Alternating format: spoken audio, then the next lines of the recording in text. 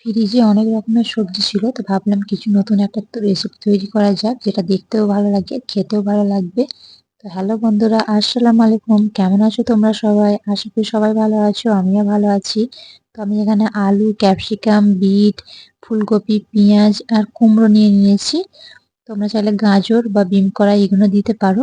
তো আমার হাতের কাছে যে সবজিগুলো ছিল সব দিয়ে দিলাম।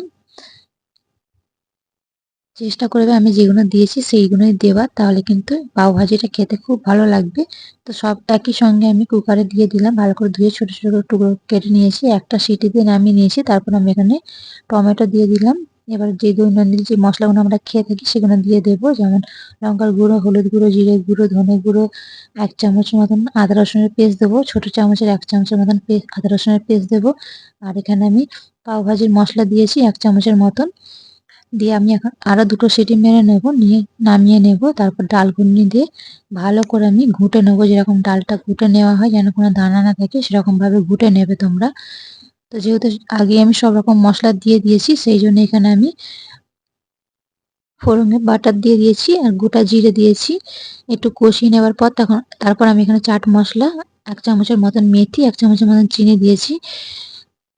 তারপর নামাবার সময় আমি এখানে লেবুর রস দিয়ে নামিয়ে নিয়েছি। পুরো দোকানের মতন কিন্তু রেডি হয়ে গেছে।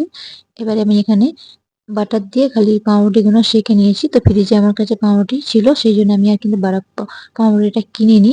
তো একদম দোকানের মতন হয়েছিল খেতে। তো অবশ্যই বাড়িতে তৈরি করো, যাদের হাতে একদম সময় নেই, কম সময়ের মধ্যে এই রেসিপিটা তৈরি করে খেতে পারো, চটজলদি হয়ে যাবে, খেতে কিন্তু একদম অসাধারণ লাগে।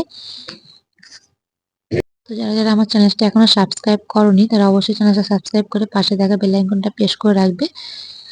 বাই বন্ধুরা, দেখা হচ্ছে নতুন একটা রেসিপি নিয়ে। সঙ্গে থাকবে, পাশে থাকবে।